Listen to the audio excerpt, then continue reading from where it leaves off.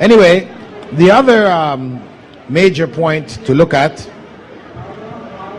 is that of the Islamic code, law code, which requires the cutting off of a person's head for certain crimes, cutting off of hands, stoning to death, etc. What's happening with the lighting? You wouldn't work it out? You need to turn it on. In the West, the attitude towards penology, towards putting people in jail and punishing them, etc., has changed over the years. In the beginning, they looked at jailing and punishment as serving three basic purposes. One, retribution, that's punishment for what you've done. Two, deterrence, discouraging others from doing it, or yourself. And three, to reform you as a means of reformation, to reform the individual. However, as time passed, the position regarding retribution and deterrence changed. The leading jurists in the US and the UK, etc., they concluded that the main goal of imprisonment should be one of reformation and not retribution, because retribution is cruel. Person is already dead. For you to go and kill this other person is not going to bring them back. So it is cruel and unjust punishment. That's what they call it. Of course, the consequence of that is that more people committed crimes. The rate of murder, etc., has been constantly increasing. And societies which continue to maintain the death penalty, these are looked down upon. Though in America, when it was abolished back in the 60s, 50s and 60s across America, by the 70s, late 70s, they were bringing it back again. So most states in the US today do have the death penalty, though at one time it had been abolished across the board. So they realized that it was not serving a useful purpose to abolish it. In fact, what happened in the case of the jails is that people were not being reformed. People committed murder, they went into jail, they came out and committed more murders. That was the reality. So in the Islamic context, that individual who commits murder is executed. The society is protected from his evil, as Allah had said that in taking of that life, there is life for the society as a whole. Just as when that person took the life, it is harming the society as a whole. It's like taking the life of the society as a whole. So Islam applies that law, continues to apply the law, and it does serve as a deterrent. Also, the argument which is commonly used in the West, which is part of the argument for the UN's taking the position that capital punishment is unfair or whatever and canceling it, is that capital punishment does not stop people from doing crimes of passion. Meaning a person who kills somebody because they just got so angry, capital punishment will not stop them. But from the Muslim perspective, yes, it's true, it will not stop them. But the others who are planning and plotting, knowing that there is a consequence of possible death, will cause them to stop and think.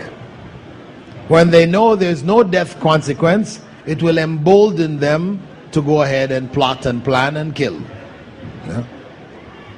And the implementation of Islamic law in states like the Sudan, in Iran, in Saudi Arabia, and elsewhere, in those cases, the crime has dropped drastically. It's been proven effective. As to theft, cutting off the hands, and there's a website on the internet dedicated to the hand. You know, there's a website on the internet dedicated to the hand. You go there, it talks about the wonders of the hand. You know, how God made it in such a way that the muscles work this and that, and it's able to do this, and you know, on the thumb and the fingers, and how you're able to grasp things, how this separates us from the apes, because the apes don't have a thumb, right? They don't have a opposing thumb. Their thumb is like a regular finger, huh? So that's why they're not able to hold on to things like we are. And you know, all of these things, they're showing how wonderful the hand is. And after showing all of this from a scientific point of view, and they put in the line in the bottom, and Muslims chop it off, right? So this is a kind of attack, you know, on Muslims, right? After showing how God has made this wonderful instrument, the hand, they say, and Muslims chop it off, right? Well, we say, one, that the hand is not cut off just for anything, any act of theft. If the value is not above that which has been set in the society by the Sharia, which may vary from society to society. In the time of the Prophet ﷺ, it was according to the value of a shield. The value of a shield. If a person steals what is less than that, the hand is not cut off. If a person steals something which was left out in the open, you're making wudu and you left your watch back, and somebody was, you know, attracted and took it, they're not going to cut your hand off, no matter how expensive that watch is, because there was temptation there. Something drops from your pocket, somebody takes it. Temptation. People leave any property in other than the place where it is normally kept, it becomes a form of temptation. If somebody steals it, it's not cut. Their hand is not cut. It is for the pickpocket, the person who has trained to steal, because you're not a pickpocket by accident. You have to train yourself, you have to practice. You're not a bank robber by accident. You plot, you plan, you get the explosives, you drill the drills, you know, all these different things that you have to do it. So people who are breaking into houses, you know, knocking over banks and all these kind of things, these are professional thieves. These are the people who lose their hands.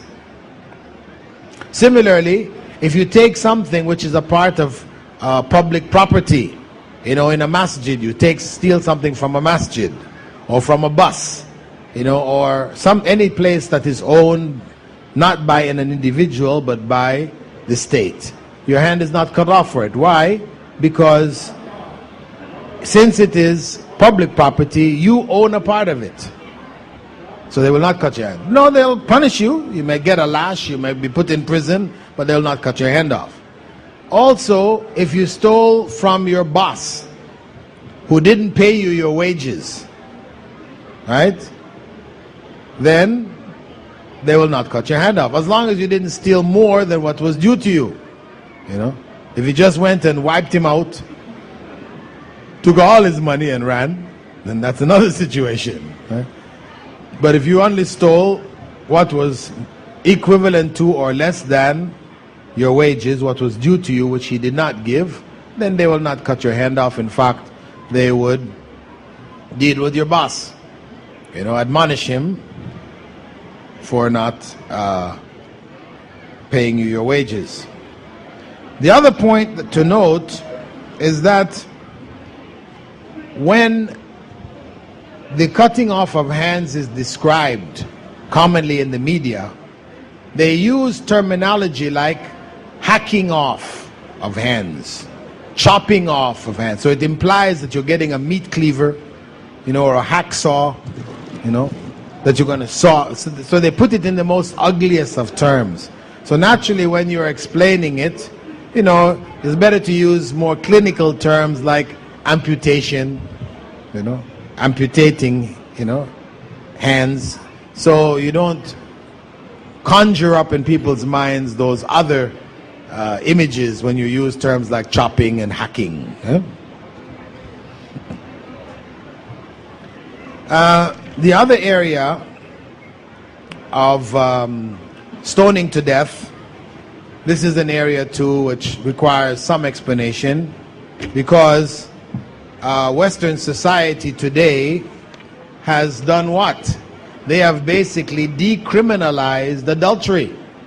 So naturally, if adultery is no longer a crime, the idea that there is a society that stones people to death for adultery, this seems very, primitive.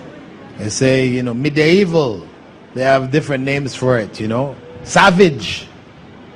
Though it is in the Holy Book, the Holy Bible.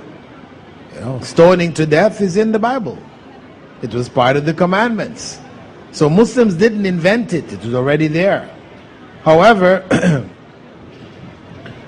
because of the change in mores, people's morality has changed, where it is now okay even for the president, to be engaged in adultery, and people are just smiling, We're not going to punish him. Why should we punish him? He's only doing what the rest of us are doing, So attitudes have changed. So naturally, they're going to be shocked at this. But we have to explain to them that really, the reason why Islam has made such a severe punishment is because of its over concern about the family. That anything which would threaten the family structure, which is the foundation of the society, that it is very harsh in dealing with it. Because once you destroy the family, you destroy your society. Corruption becomes the norm. Yes, you may advance technologically, but internally, morality is gone. Your society is crumbling before your eyes.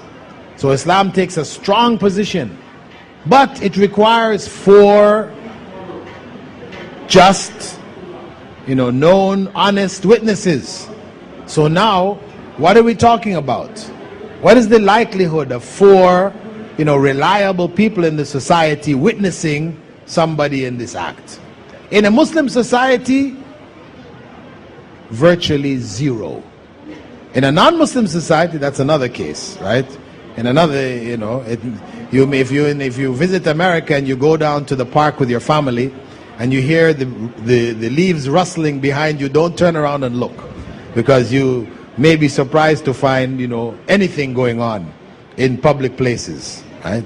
So they have a different morality, right? But in a Muslim society, it's inconceivable. Completely inconceivable. In the West, with alcohol, anything is possible. There was a case about 3 years ago where on a plane flying from New York to London, a man in first class got on there, married man, sitting beside a woman, also married, in first class. They get chatting, drinking, they get drunk, and next thing you know, they're starting to have sexual relations. The people in the other, people in first class, they call the stewardess to stop these people. Stewardess is trying to stop, they continued. When the plane landed, of course, they were arrested. This was a married couple. Two of them were married. They had the white woman had her own husband. But under the influence of alcohol, their sense of morality dropped. So they engaged publicly in this act. So these things can happen. In Muslim society where alcohol and intoxicants are banned, then the likelihood of this kind of thing happening is very, very rare. So the punishment for adultery remains as a threat. It is a deterrent to discourage people from adultery.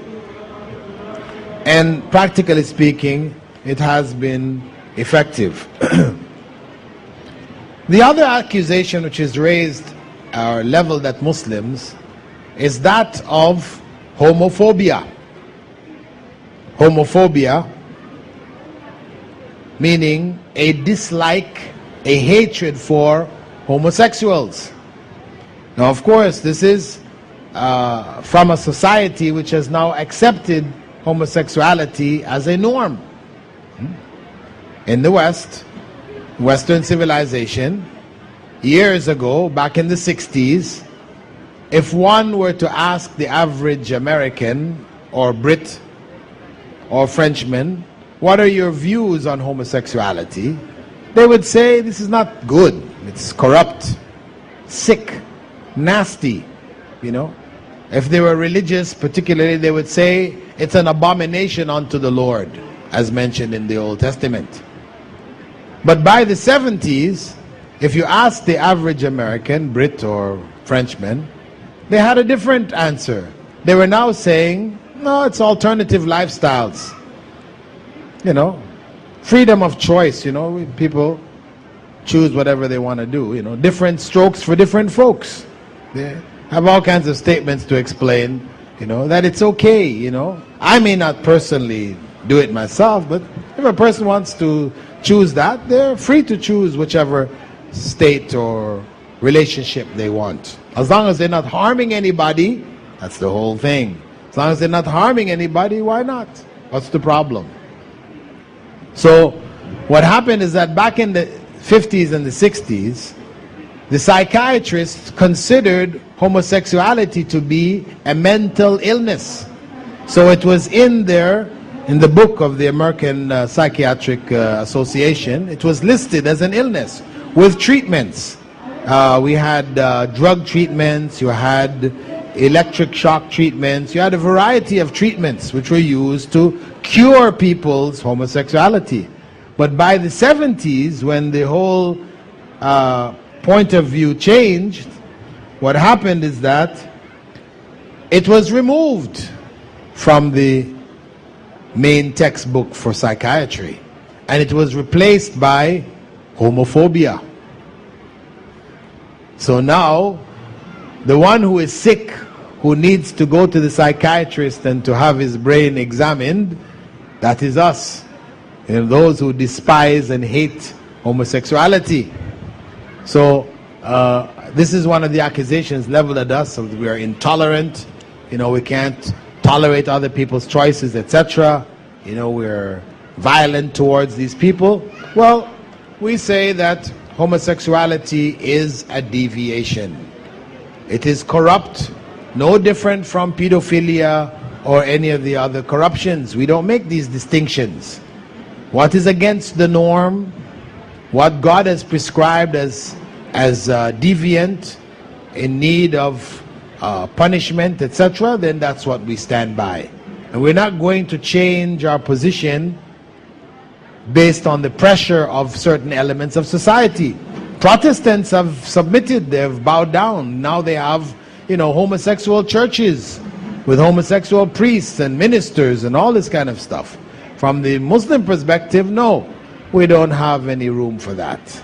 We'll never accept a homosexual imam, you know, or homosexual community. And of course the arguments, sometimes we're confronted with the arguments of the homosexuals that this is medical, it's biological, it's genetic, you know, all kinds of arguments that they've brought up. In the notes I have gone through the major arguments and shown them to be false. But in any case, the bottom line for us as Muslims, even if they show any medical link, biological link between homosexuality and some biological state or organ or whatever, all we can say is that the fact that people have this inclination doesn't mean they have to fulfill their desire. Because we're not robots. People can have all kinds of inclination. You can be inclined to want to murder somebody. Does that mean, okay, because I have inclination, I can go and murder them? That's my excuse. I had an inclination? No. So, having an inclination is just a test, as we look at it. All of us may experience at some time in our lives the desire to want to do something which is not good. We are tested by those desires, and we have been given brains minds where we control ourselves. We're not like animals. Animals who don't have a sense of restraint, no consciousness. When a lion sees a deer running by, he doesn't stop and think, should I eat that deer or should I not? The deer looks pregnant. Maybe I should let the deer have babies first, feed those babies before I go and kill him and eat him. No. Or kill her and eat her. No, no. The lion is hungry, he feels the desire, he sees the deer, he kills the deer and eats the deer. That is the animal kingdom. But we as human beings, we do have minds, we have, intelligence to be able to judge things, judge when it is appropriate to do certain things and when it is not. So we are not robots, we are not animals, though yeah, we may share characteristics with animals. We do have free will, the ability to choose to do or not do. The other major issue which comes up is that of the law of apostasy, that a person leaves Islam and the law says, Sharia says, we can execute that person. People say, what kind of religion is this? People are forced to remain in it. If you leave it, you're killed. Well, we explain it from the perspective of treason. That one, Islam is not a personal, individual thing. It is the law for the society as a whole.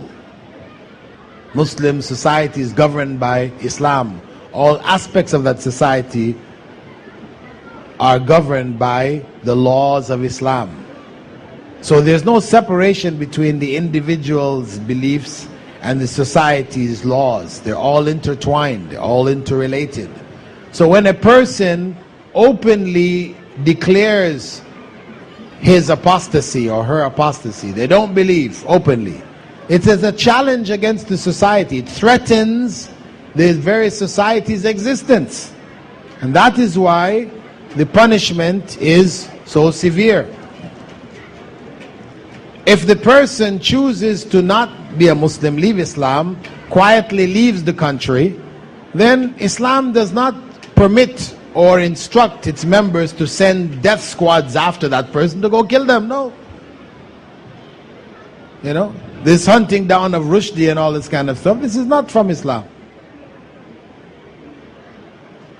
But within the Muslim community, the Muslim state, that person who openly declares their disbelief, it is looked at as a threat for the weaker members of the society who are conforming with Islam because the law is there.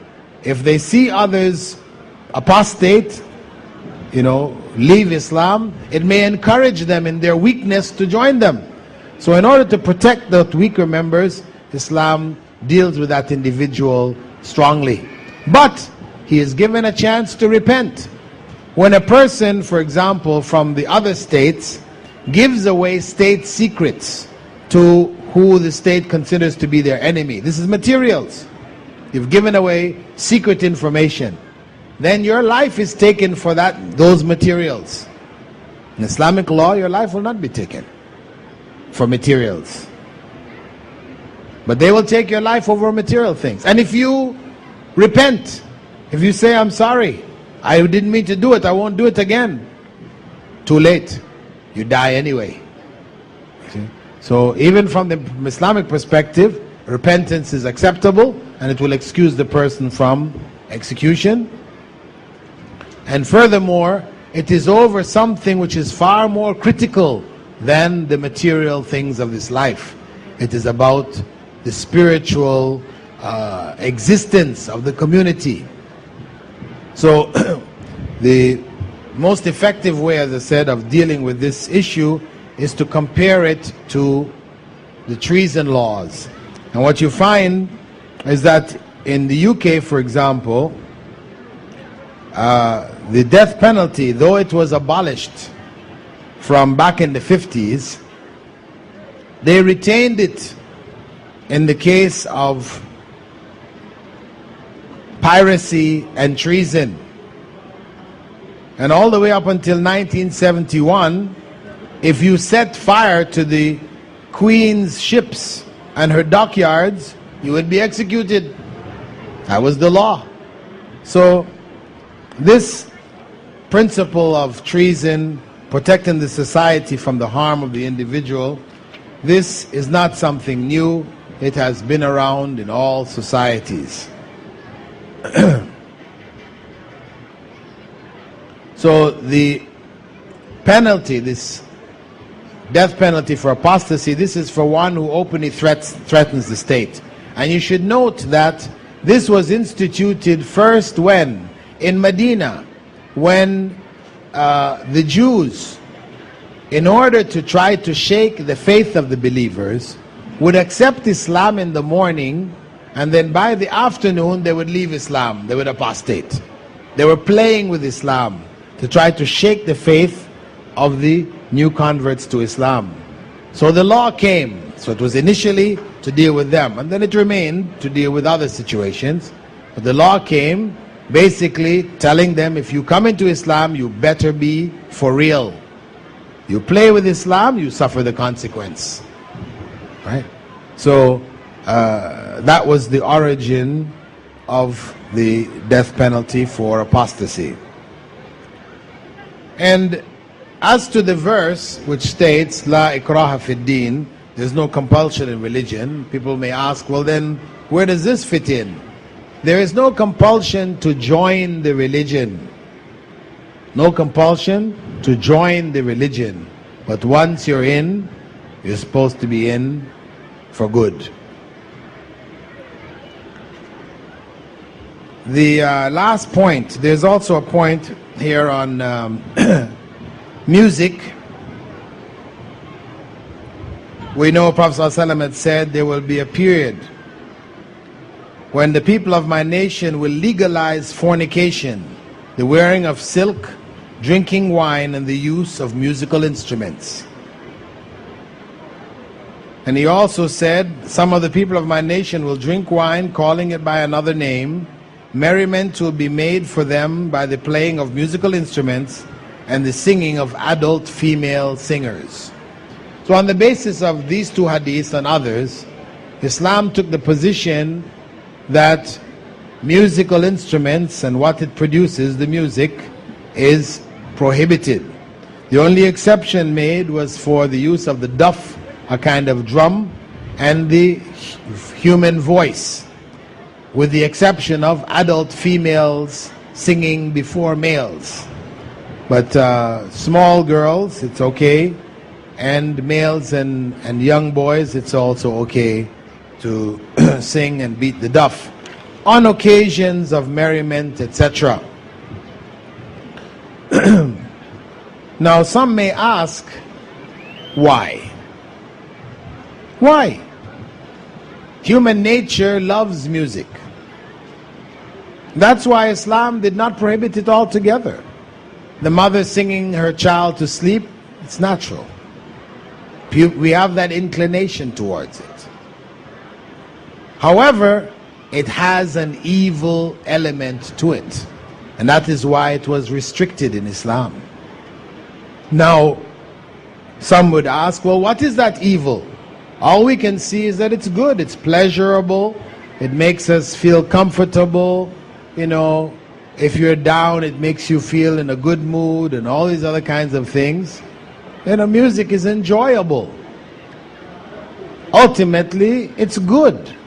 Well, we say, if it were good, really, then the musicians would be the best in society. The musicians, those who make music, would be the best elements of society. Is that the case? Are the musicians the best elements of society? No, they are some of the worst, the most corrupt, involved in drugs and suicide and all this kind of thing happen to them. Why? If music is so good, why is it making them good, producing good in them? No. Instead, we find corruption. So this is telling us that there's something there. And the reality is that music has an ability to encapture the heart. to captivate the heart, to create an addiction very easily, very quickly. This is why, for example, if you used to listen to music when you were young, whatever, you gave it up, whatever, till now, then you hear 2 bars from a song you knew when you were 7 years old or 8 years old. The whole song comes back in your head. Words, the whole thing. Why is that?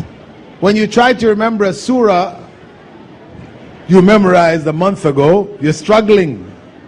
But that tune from 10 years ago, it's in your head in an instant. Is it telling you something? It has an effect on the psyche. It has a subliminal effect, so that it can change people without them realizing it. Change their habits, their morals, etc. It can do that. When you look at many of the heinous crimes committed by youths today in Western civil societies, you find that it's related to the music that they're listening to. It is related to the music that they're listening to. And music has a subtle way of affecting us. You don't even realize it. You think, okay, no, I'm hearing it, doesn't affect me. I'm praying 5 times a day, I'm fasting, I'm doing all the things, but I listen to music. It helps me study. You know, some students tell me that I can't study without listening to music, you know. When I listen to music, it calms me down and makes studying easy for me. Yeah, because you're addicted. This is the nature of the addict. You know, like the person who smokes cigarettes, it says it calms me down, you know. But how did you become an addict? How did you learn to smoke cigarettes? You think you could take a cigarette and take a full breath, you know, take a deep breath the first time you ever smoked a cigarette? You ever tried that? Pick up a cigarette and go, what would happen to you? Huh? You would be coughing. You'd be like this. You couldn't do it. You have to train yourself. What happens is that you take little bit, till you destroy the natural reaction of your body to this foreign element which is harmful to it.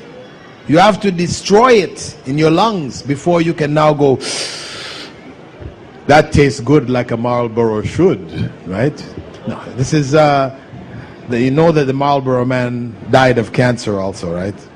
Marlboro man who used to be in the ads riding off into the sunset, right? On his horse with his cowboy hat and his cowboy boots. He died of cancer.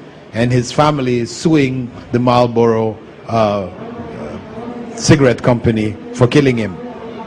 Anyway, the point is that this is the nature of music, that it reaches into your psyche, it touches you and affects you without you even realizing it. So, even if we are not able to put our finger exactly where the harm is, know that if Allah has prohibited it, it is harmful. One of the questions one of the brothers wanted to ask before was, why did Allah prohibit certain foods and allow certain other foods? He prohibited those foods because they're harmful. He prohibited those foods because they're harmful. Some of the foods and things that He prohibited, we can see the harm very easily. Alcohol, very clear. But other ones, it's not so clear. Other prohibited things are not so clear. Pork. Well, some people may argue about pork, you know, but is it really clear? What's the difference between pork and beef? The line is very fine. And that's why the difference between alcohol and wine and juice, you know, fruit juice, is very fine also. The difference between trade and interest is very fine. And that's what the people in the past said. But interest is just like trade. Huh? The reality is that every prohibited thing has a permitted version. Everything which has been prohibited to us has a permitted version. In fact, many permitted versions. The basic image of the garden, Adam and Eve in the garden, one tree prohibited. All of the other trees of the garden they can eat from. One prohibited tree.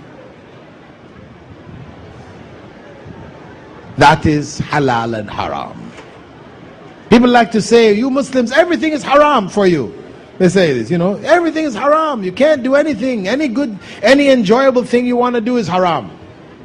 We hear young people saying that too. Muslims even saying that. But the reality is that's not true at all. The vast majority of things are halal. The haram is actually very few. Very few. But what happens is, Satan comes to us and makes the haram so attractive, we feel our lives are incomplete unless we take that haram. This is where real enjoyment is, in the haram. And this is from Satan. And that's exactly what happened to Adam, wasn't it? Satan came to him and told him, this is the tree you really need to eat. Right? God gave him all the other trees, but no, this is the one that you need to eat from. If you want to be eternal, you want to be like the angels, eat from the tree. So that is the nature of the haram. That Satan has made it attractive. The media supporting Satan has made the forbidden things attractive. So now when you look around, all the enjoyable things you want to do, you say they're all forbidden. But no, actually, there is so much in halal, in the permissible, but we just can't see it anymore. The last issue, last two issues are interrelated: terrorism and jihad. One, Muslims are accused of being terrorists. We should point out that, in general, one man's terrorist is another man's freedom fighter. It's relative. In many cases, it's relative.